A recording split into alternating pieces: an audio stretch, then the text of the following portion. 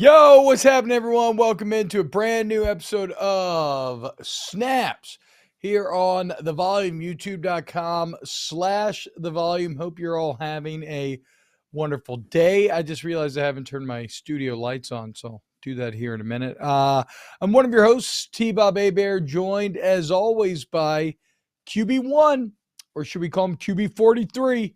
Our guy Aaron Murray. Aaron, what's up, dude? How's an old SEC record holder feeling today? I'm feeling pretty good as we get ready to rank the top 10 quarterbacks of the 2000s. ESPN just put a great article out with the top 75. As I was working through my issues with ESPN Plus, all you could see was like the little teaser of the top, or not top three, but the last three from 73 to or 75 to 73. And it started with Matt Ryan, Teddy Bridgewater, Timmy Chang, who was a beast there at Hawaii, legend of the and game. Dak Prescott. So our great producer, Brian Brumley, goes, where do we think Aaron ended up on this list? And I looked at that top 3 or 4 of that, 75 and down, and I was like, no effing chance am I on this list, because that is an impressive grouping of quarterbacks. So as soon as I got my ESPN Plus finally fixed, it's only been 2 months, and we finally got it going again, so I can read Plus articles. Was Plus, very, someone paid for very you to happy. have your own account. Don't forget about you that. You did, but I wanted my account. I don't want to be leeching off your account. So I did send That's it to insane, my wife but tonight. whatever. Yeah. Hey, boys, you know what? Hey, guys, a show note. Let's spend more time talking about how Aaron figured out his ESPN Plus account. Like, ideally, actually, do y'all just want to complete? Let's spend more time here. 1 second of it. I can't wait to hear the end. So what ended up happening? I was getting to that before I was so rudely interrupted by both you and Brumley over there. I'm at 43. So I sent it to the wife. Also found out last night. I also found out last night that I can now officially shoot blanks. So we about to go clubbing tonight, boys. Oh my God! And I can't produce any more babies. Can we get a congrats in the chat? It's a for Aaron Murray. Aaron Murray getting to finish inside of his life for the rest of his time here on Earth. It's got to be one of the all-time good feelings. It's a feeling that I look forward to having here in about 6 weeks myself. I am becoming desperately more and more horny with each passing day, as it is yet another day without orgasming, extending probably the longest streak since I was in junior high, I would have to imagine. But we're on the road to recovery. And so congratulations. And so now I get it. You're like, okay, T-Bob, well, great. You're going to get on Aaron for talking about his ESPN Plus story, and nobody cares about this either. Okay. Fair. Completely fair. But it's impossible for me to ignore my balls and the pain that they're in when I look at them and there's still stitches in them right now, as I think. B2B Advisors, T-Bob Murray need to run a space sometimes. Look, we got a lot of good stuff coming your way. We're going to need your help in a couple of weeks here. We got some big news coming on YouTube, and we may have our own little home here on YouTube. And if you love Snaps, you're going to prove the boss. So we love Snaps. We're going to make this thing as big as possible. So it's going to be a lot of fun. Yeah, I agree with David Basham. He says, cut to Always Sunny title screen. Aaron has another kid. That is true, man. I mean, I guess there is a world out there. Like, I think it wasn't Antonio Cromartie? We talked about this on OTB the other day. Antonio Cromartie was known for, I believe, having a lot of children. And I want to say that even post-vasectomy, Antonio Cromartie still had a kid.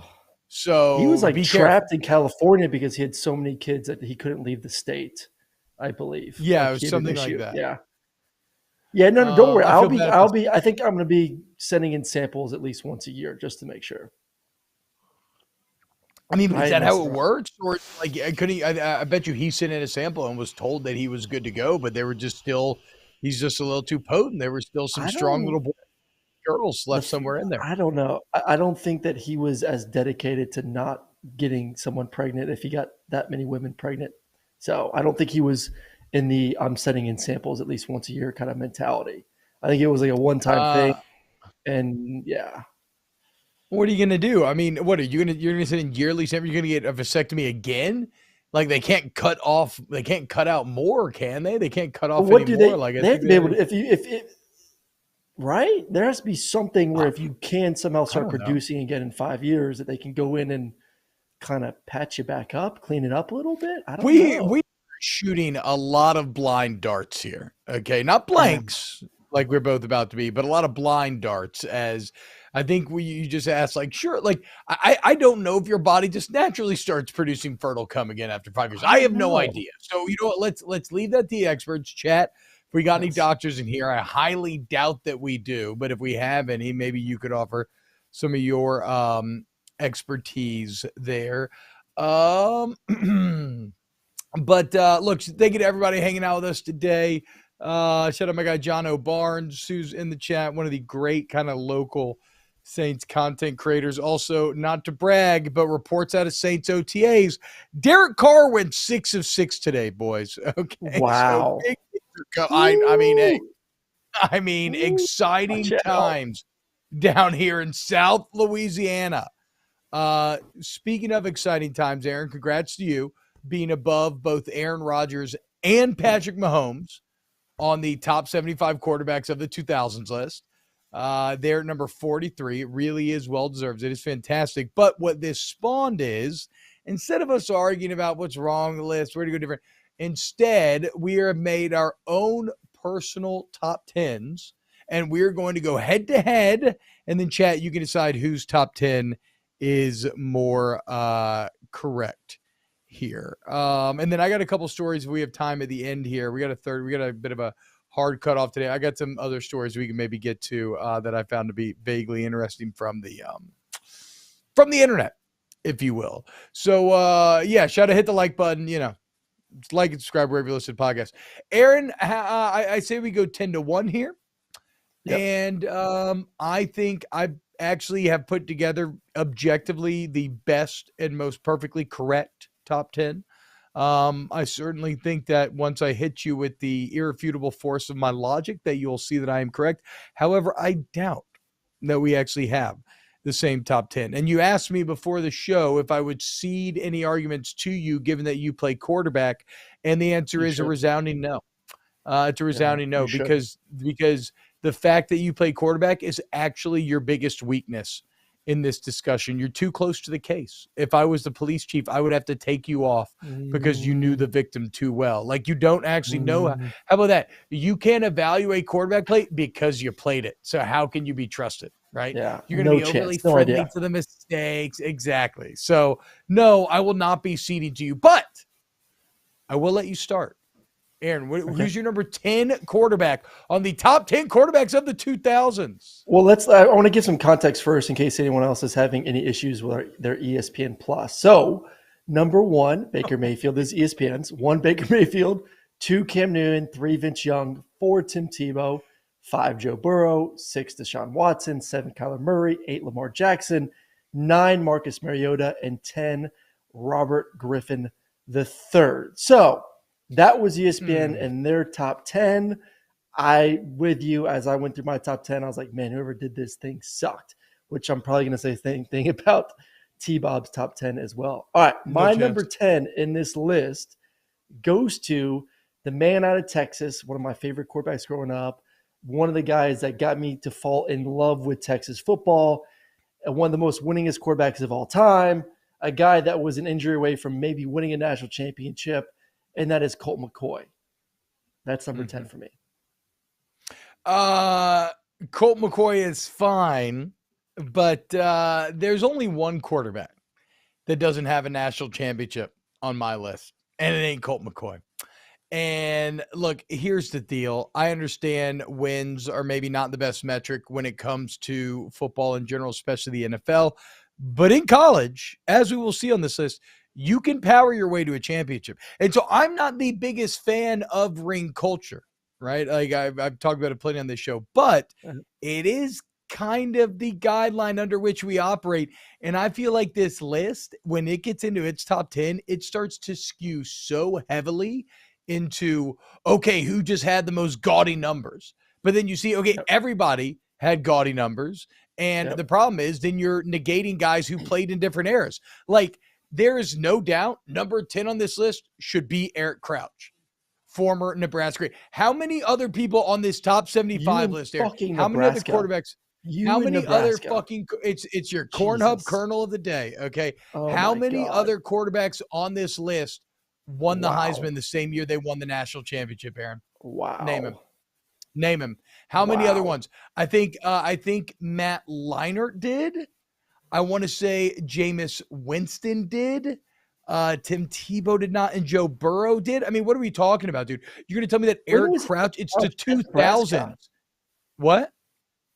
All right, when was he? Okay, so he finished in 2001. 2001. That's what I'm saying. What? Just because he had a low completion percentage, or he ran a triple option style offense, we can't. Yes. Eric 29 touchdowns with 25 picks.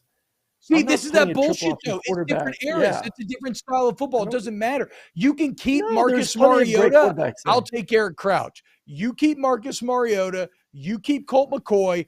I'll take Eric Crouch. 2-time Big Ten Offensive Player of the Year. Fucking Heisman winner. National champ. Number retired. Let's go. Eric Crouch, number 10 on this list. You and your Nebraska boys. All right. Whatever. You take that. All right. My number 9. Because I do agree that like championships are a big part of this, but I also just look on the play in the field. What kind of situation were you put in?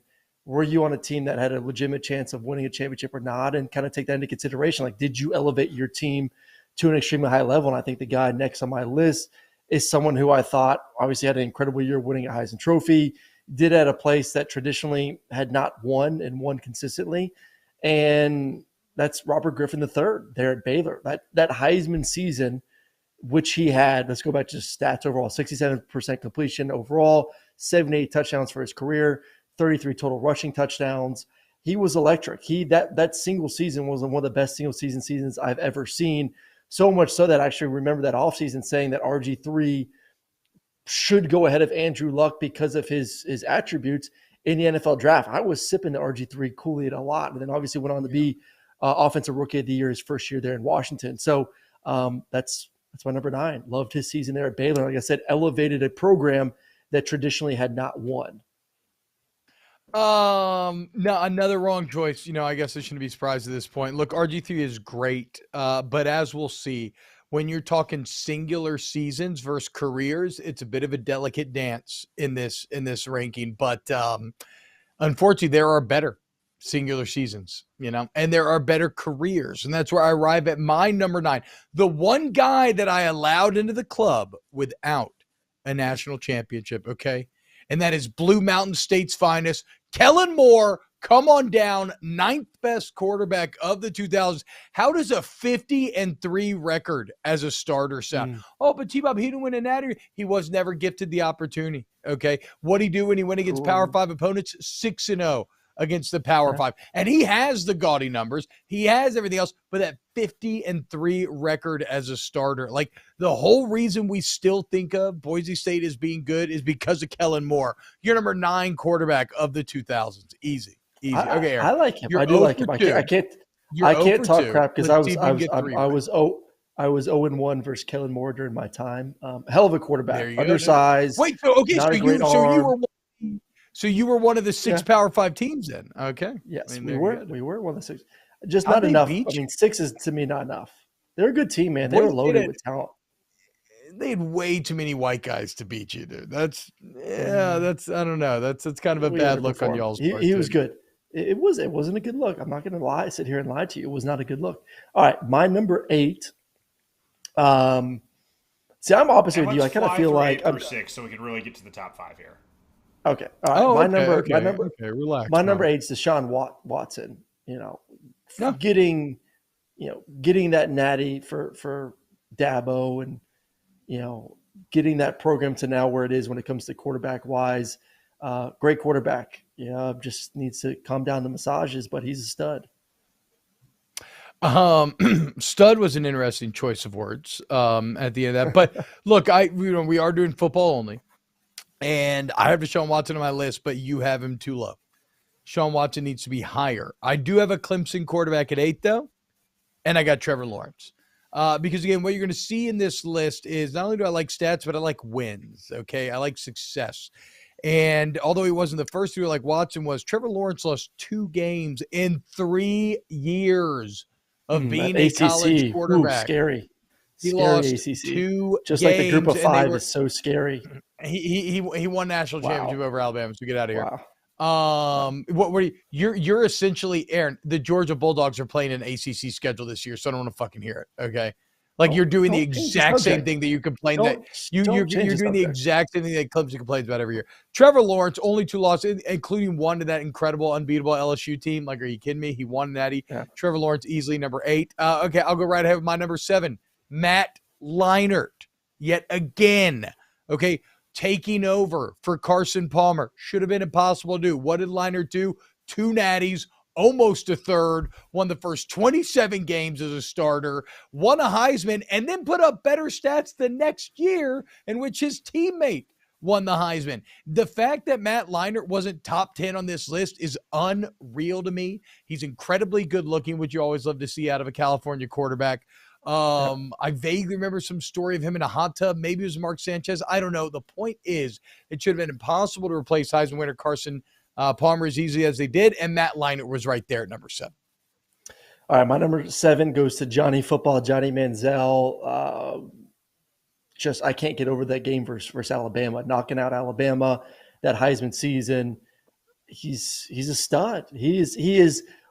I don't want him on my team because I don't want to deal with all the off the field issues, but I want him on my team because of the playmaking ability. Like, he was that guy, the joystick guy, that no matter what was going on, was going to get you out of some mess and find a way to create some magical play that we all were. I mean, there's so many highlight plays from Manziel's season that we will all remember. And for those reasons why I got him at number 7. And I'll stick with it. I'll go 6. 6 for me. Sorry, since I know we got a little time crunch when we get top 5. 6 goes to Marcus Mariota there at Oregon. I mean, okay, you smell that, folks? Aaron's list reeks of statistical bias, recency bias, a lot of flash, no substance. I mean, what did Johnny Manziel actually do? Win a Cotton Bowl? Go like 11-2 one year? What did Marcus Mariota actually do? He had an incredible 2014, make no mistake, but what a Heisman. I mean, how could you be choosing these guys when you've got Jameis Winston? When you've got Jameis Winston at 6. I'm sorry. I said Matt Leinart won his first 27 games of his career. I fucked that up. It was Jameis Winston. Matt Leinart went 37-2. So show some respect to that man. Jameis Winston. Do you not remember Jameis Winston bursting on the scene? Also, can we not appreciate now at this point that it wasn't really Jimbo, okay? It wasn't Florida State. Even Bobby Bowden won, one title at Florida State in the midst of finishing top 5 like 15 years in a row? He brought the first national title to Tallahassee in 14 years. He was a Heisman winner and national championship as a redshirt freshman. He led the game-winning last-second drive to win the game. He obviously meant more to Jimbo, more than Jimbo did to FSU. And you may forget about what you think. Like, you may forget about how you felt about Jameis because how you feel now. But at the time, he was overwhelming. He was so incredibly good. And the only reason why there's not more career from which to pull is because he was such an automatic number 1 overall pick. I mean, the fact that you put Marcus Mariota on this list over the guy that I'm pretty sure beat him head to head, and get the hell out of here. Jameis Winston 6, easy. All right, Aaron. I can't with off the field issues. I couldn't deal with off the field issues. All right, number 5. You have Deshaun Watson at 8. Don't fucking get holier than that. Yeah, but that wasn't in college. These issues. We're talking about his college career, not NFL career. Now those are different. Some Sochi 2012 Dude is stealing crab legs in college. That's completely different. Do you realize that's literally the least fucking offensive thing you could say to me? Yes, as Jameis Winston is making Jimbo Fisher and the university millions upon millions of dollars, he stole crab legs. Stealing crab legs. Can't get over it. I'm sorry. I can't. That is true. So Deshaun Watson, 20 plus sexual harassment cases. He's fine on the list. In the pros. In the pros. I'm going to go before he was corrupted with his massage issues. Moral or ethical dividing line. Yeah, there is. To me, it is. This is ranking college quarterbacks, not NFL quarterbacks. Oh my You god! have your Okay. college quarterback time, and then you have your NFL quarterback time. I'm judging you based on what you did as a college quarterback, not what's going on with you in your NFL world. So there you go. This is just All right, number unreal. 5 for me. Number 5 for me. We got to stay on pace here. Number 5 for me is ESPN's number 1. I know he didn't win a national championship, but he did win a Heisman. He had probably the best stats of any quarterback on this list when it comes to career numbers. That's Baker Mayfield. Almost 15,000 total yards, 131 touchdowns passing, 21 rushing touchdowns, 70% completion. I mean, we talk about just numbers for an entire career, was the best out there. So yeah, Baker Mayfield, number 5 for me. I mean, was he, or was he just the latest Oklahoma quarterback? I mean, you mentioned Baker Mayfield, right? What'd you say, 15,000 yards? Kyler was. You know who threw for 16,000 over his career, more than any other Power 5 quarterback? Landry Jones. You know who threw for 15,000? Sam Bradford. You know who had an incredible, better single year than anybody? Kyler Murray, Baker Mayfield. There are no Oklahoma quarterbacks on my list because you would not take any one of them to win a game. If I offered you any of those guys that you just named over Kellen Moore, Trevor Lawrence, Matt Leinart, Jameis Winston, Deshaun, you're Eric Crouch, you're taking anybody on my list over anybody on the Oklahoma list. I would take them. I would. Nobody from Oklahoma deserves to be on the top 10 list. They're flash. They're in the teams. They're style. No substance. Number 5 on my list, Deshaun Watson. Again, problematic. Don't like him. In terms of what he did in college, remember when, like the article points out, Clemsoning used to be a verb, okay? Like it was the thing. Clemson would do really good and they would fail in the big moment. What did Deshaun Watson do? He was the first person to change that. That's why I have him above Trevor Lawrence. It's always harder for the first person to change the narrative. He did it not once, but twice. Without Deshaun Watson, Alabama has 2 more national championships. Do any of us want to live in a world where Alabama has 2 more national championships? Hell no. So, and Deshaun Watson took over for great QBs. Like, it's not like, I mean, it was all, again, Clemson, the table. Wasn't Taj Boyd right before him? Yeah, I mean, Taj Boyd was a good. And like QB. Taj Boyd set a pretty high bar, dude. He did. He got it going there. He did get it going. Yes, Deshaun Watson has to be top 5 here. At least this was our first quarterback that actually was both in the top 10. So who else do you have? Well, I'm just saying, like, Deshaun was the first quarterback that we're actually matching with that are on this top 10 list. So my number 4 is Vince Young. Yeah, because your list is awful. Okay, Vince Young at 4. Okay, that's completely acceptable. Why? Because he's a badass. That's why. No, wow. That national. I talk about moments in my lifetime and a lot of our lifetimes that we will always remember. That national championship game versus your boy Matt Leinart and USC is and will always be, when I think of college football, as the game I will always remember. Like, I remember where I was, what I was doing, watching that historic comeback, final touchdown run, and just being like, this is why I love college football. His entire season and that moment in that game is something that will go down, to me, still the best college football game of all time. So that's why. And had a hell of a season. So I think there's a couple interesting things to note here. My top 4 is a mixture of different metrics as to how they got here, but it is very clear. So obviously, like, Vince Young had a pretty good overall career, but mainly it is that final year with that game and against that team, right? Because that team that he beat is the Matt Leinart team that we're talking about, that won 2 natties, almost won a third, right? So he overcame maybe the greatest enemy of anybody on this list. I actually have Vince Young number 3 on this list for that performance. I have Tim Tebow at number 4. The ESPN article on Tebow nails it, right? It's just impossible to get a better body of work than Tebow did. Like, that would be his great strength. Freshman year, key piece of a national championship team. I think he wins a Heisman the year after that. Then I believe the next year is when he has the crazy speech and they go 13-1 to win the Natty. And then I think they go like 13-1. He's a Heisman finalist again. So just consistency throughout, couple championships mixed in. He had the big narrative moments. He controlled the game. Again, I hate stats in these articles because stats don't tell the story. Tim Tebow and Vince Young was the same way. They just their influence on the game, they had gravitational pull. So Tim Tebow 4, Vince Young 3 on my list. All right, 3 on my list is Joe Burrow. Greatest individual passing season of all time at LSU, of all time in general, not just LSU in all time. Like what he did that final season is just spectacular. I mean, average year before, but coming out that next season, the swagger, the energy, the ability to lead. So that's my number 3. My number 2 is Cam Newton, who I think these 2 individual seasons to me are the best individual seasons of all time.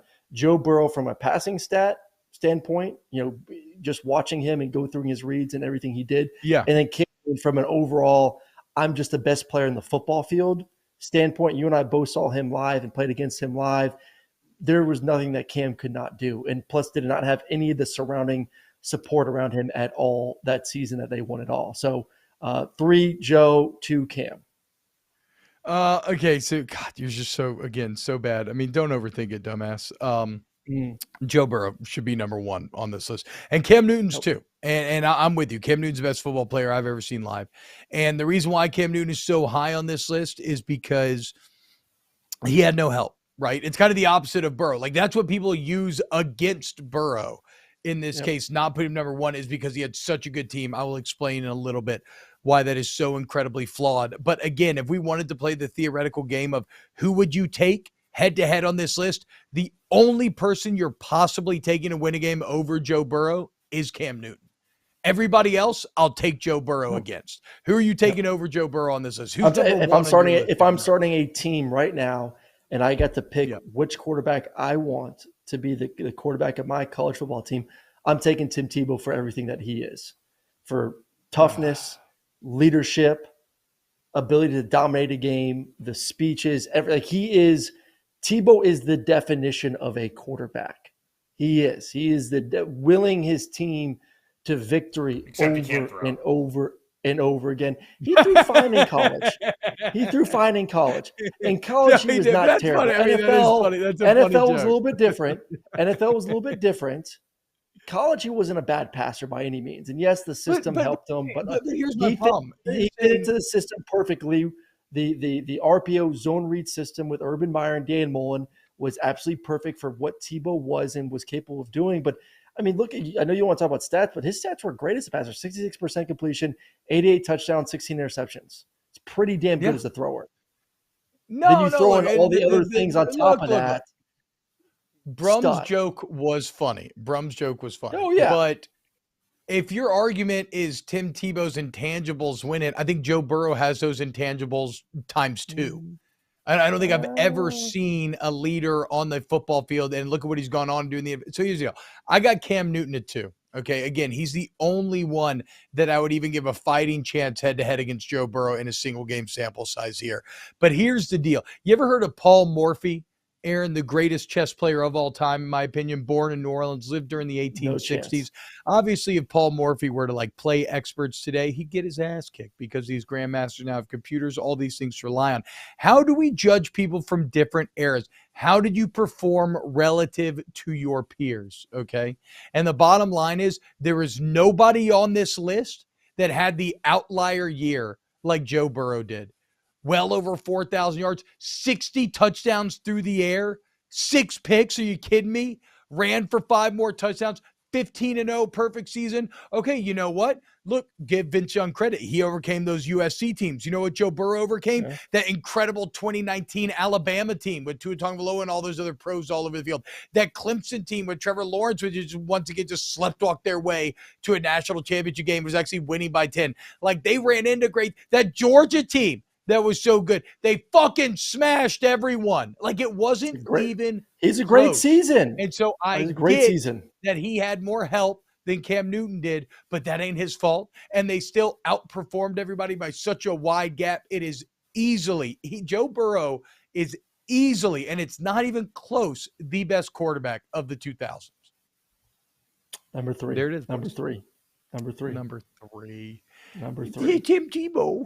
Tim, come I in the love Players Tim. Lounge, Tim. I I want love to ask you Tim. I about love me some Tim. yesterday. I love me some Tim. Yeah, you could say LSU homer, and I knew that was coming. I knew but like I actually don't think so. I think you are being willfully obstinate if you don't think. Again, who are you taking to win one game on your top 10? One game. I still would take him third over Tim and Cam. You would take Tim over Joe Burrow to win one game. Win one game. You're fucking yes. tripping, dude. Yep. You and I would are take Cam tripping, too. Joe. And I would definitely take Cam too. Oh, I get it. You're a little. You got a little mind ninja by Florida beating y'all up so much in the Tebow years. I get it, dude. Little Florida Georgia mind ninja. I know how that goes, dude. It's all good. All right. Well, you look, saw Cam. You and I saw Cam live. Like yes, there was he's no the best football player I've ever seen. Look, if you put Cam one, I'm not hating on that. Okay, like I said, that's the only other person I would take to win a game here, outside of Burrow, would be Cam. But I mean, you know, BA's Ty Stone Cold Style says Bennett would kill Burrows. Get the hell up out of here, BA. You tripping, bro. All right, hey, look, we have to go. We got a bit of a hard out today. I'd like to go ahead and congratulate myself on the win. We'll put both top 10s out there, though, and see what y'all think. I mean, I feel like I really just mopped the floor with Aaron today, so it's been a great day here on Snaps. Aaron, any closing remarks? No.